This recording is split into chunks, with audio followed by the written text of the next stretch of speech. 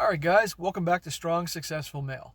So for today, I'm going to be going over an article which is written by a woman where she is basically blaming men for the fact that the marriage rate has plummeted over the years, and basically blaming men because so many women are, in their 30s and 40s and are single and unhappy and can't have families and all that.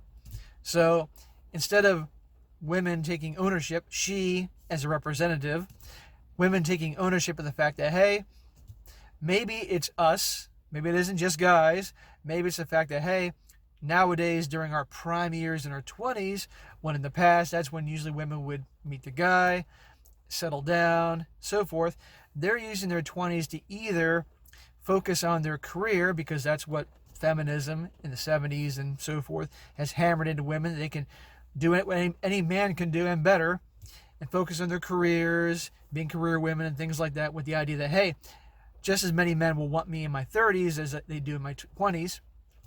Or, as some people refer to it, a lot of comments I get, riding the C carousel, and you know what I'm talking about there, and hooking up with all the bad boys and so forth, and all the really good guys out there that they had a chance with that would have settled with them at the drop of a hat like that.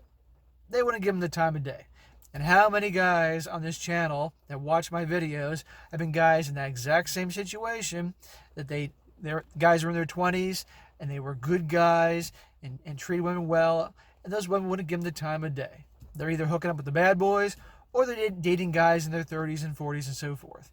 But those guys in their 30s and 40s, they know darn well they're not getting married. They're not staying in a big commitment. Those girls are for fun. And now these women are in their 30s and 40s.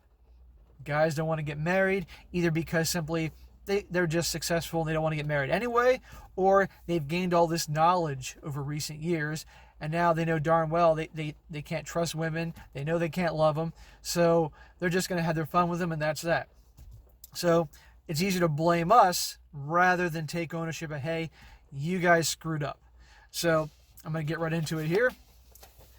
And the title of the article is, "Fewer people are getting married because there's a shortage of economically stable single men," says study.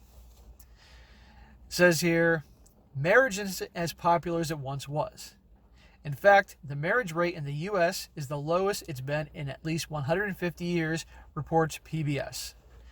Well, good. That's a great thing, which means there's going to be a lot more happy men out there, not stuck in these unhappy marriages. So, good.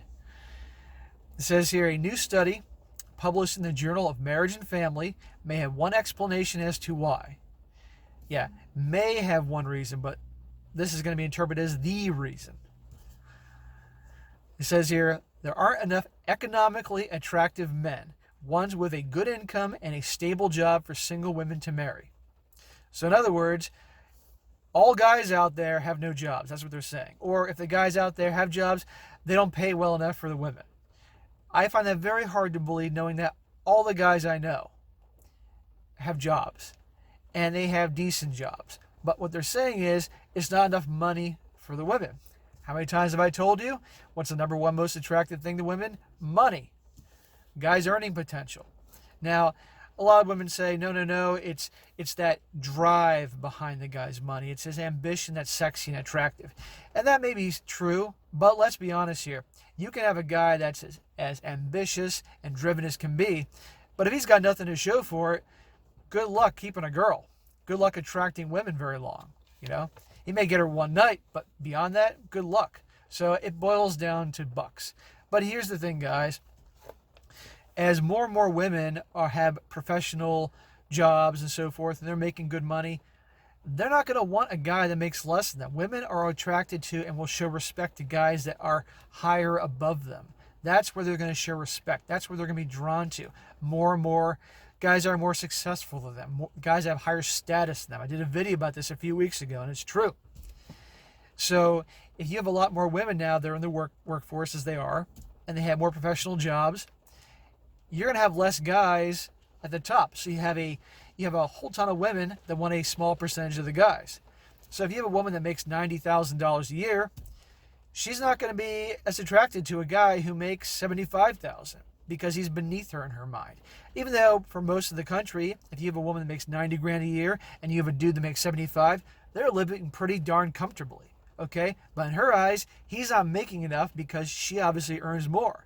And that's what's happened in this day and age. And that's just female nature. They're always going to go for the top guys. But if women are obviously making a lot of money, there's only so many guys above them. If the guy's making $150,000 a year or 130 and she's making 90, then they'll be attracted to him. Then he'll be economically stable. But this idea that all these guys out there aren't working and don't make enough money, that's bullshit. Now, don't get me wrong. There is a whole generation of young guys raised by single moms and haven't had the male influence to give them that competitive drive and so forth, thanks to, guess what? We all know what. And so forth. That's true. But still, majority of guys out there, they obviously have to have jobs to pay the bills and take care of themselves and so forth. So it isn't just us, and we all know this, but they want to put the blame on us. All right, I'm going to stop my rant here and continue on with the article. So it says here, in the study, researchers examined couples in heterosexual marriages from 2008 to 2012, and then again 2013 to 2017, compiling character profiles, and it says here, education and income levels, of the husbands. When they analyzed the pool of available men for these economically attractive traits that demographically similar single women might look for, there was a shortage of potential matches. Oh yeah? Well, why don't you say what really is going on here is, again, women that make certain money, they don't want guys that make less than them. We all know this. But no one's going to have the balls to actually say it and put it in print. A new study says that one explanation for the decline in marriage in the U.S. is the short supply of economically stable partners for unmarried women to marry. More, the researchers hypothesized, pay attention to that word, that potential husbands for the single women have an average income of nearly 60% higher than the actual pool of available men. They were also 30% more likely to be employed and 19% more likely to have a college degree compared to current bachelors. Well, look, in this day and age, you don't need to go to college to do well for yourself. I mean, let's be honest here. How many people have gone to college and they get these bullshit degrees and they walk out of college with these giant-ass student loans, and the job they do get doesn't help justify the money they spent on these worthless college degrees. Nowadays, you can get yourself a good trade, make a darn good living. But again, what they said here about bachelor's degrees in college, again, back to women in status. You could have a guy that he owns his own garage, makes a good money as a mechanic, more money than the woman. But because he didn't go to college and he owns a garage, he works with his hands, he's blue collar, he's not good enough. He's not economically stable, as they say. They want the guy with status that has the college degrees, that makes more money than them and so forth. But a lot of guys, I didn't graduate college because I dropped out to start my first business. I did very well in my first business. And now I'm doing well for myself again with my personal training business, even though right now I can't work because of the damn coronavirus. And I'm always looking at new ways to make more money and so forth. So there'll be a lot of women that wouldn't give me the time of day until they knew, obviously, that I make good money and so forth. But again, status, and money. In other words, the researchers say there's a shortage of available men who are economically attractive, which they define as partners with either a bachelor's degree, or incomes of more than $40,000 a year.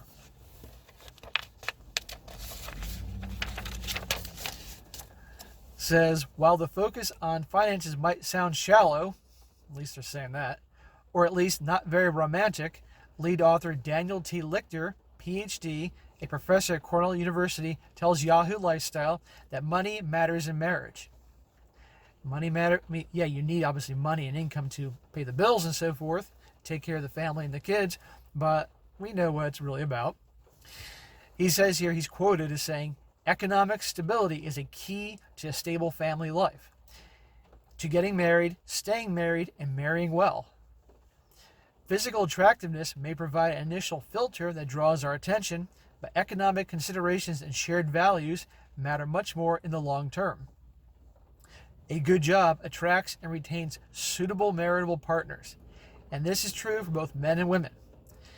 Well, I'm going to stop right there and say, when it comes to us guys, for me personally, I'm interested in women that are obviously professionals because I don't want any crazy chicks that have nothing to lose, but I also want somebody that's kind of in my own tax bracket so they're not using me. They can take care, they make good money for themselves and so forth. But I'm not going to be attracted to a woman simply because she has an advanced degree or she makes a lot of money. I don't care if she makes $10 million a year and she has a PhD. If I'm not physically attracted to her, I wouldn't touch her with a 100-meter pole. And that goes for the rest of us too. And it says here, obviously not every woman or man wants to get married. There are some women that don't want to get married and have kids. I do know some. And even those who do not want to put a ring on it are doing so later in life, according to U.S. Census Bureau data. Most young people today no longer marry as teens or when they're in college, says Lichter. In the past, high schools and colleges brought similar young people together in a common space where they would meet, form romantic attachments, and perhaps marry. Delayed marriage now means that young people today must find compatible mates elsewhere, in the workplace or in the neighborhood, at the local gym, bar, or club. Well, not the workplace anymore, not thanks to Me Too. For women, finding a partner with similar educational backgrounds may also get harder. Women are more well educated than ever before. It is estimated that 2019 will be the first year that women make up the majority of the college-educated labor force, according to a Pew Research Center analysis. And while there is still a gender pay gap, as more women become financially independent, that may help shift things on the marriage front. Lichter says that finding potential male partners who are economically secure, they keep saying that, may not matter as much when women are the financial secure ones. That's bullshit. Women are always going to want guys that make more money than them, or at the very, very least, make the same thing and are on par in terms of degrees. But the ones that they find economically attractive, like I said, are going to be the guys that make more money, are higher than them. It's just how women are. Already becoming more common. In the past, it was the case that young women usually married up in education or in socioeconomic status. But this is no longer true. Increasingly, young women are marrying men with less education than themselves. He continues, this is due in part to a shortage of similarly educated men. But women today are also looking for more than a good provider, but for an egalitarian partner to share their lives together. So, instead of blaming them and taking ownership of why they're not married, why they don't have the families they want and so forth, is much more convenient, easier to blame us guys. So I make these videos just to help you guys be aware of what's going on and see how things have been going and are going and so forth, But like I said, it boils down to dollars and cents, guys. So if you guys, like I said, I always want you guys working hard, improving yourselves, getting your lives in order, becoming more successful in all areas, getting your body in great shape, dressing well, get your finances in order, start your own business that you always wanted to, things like that. You do it for you.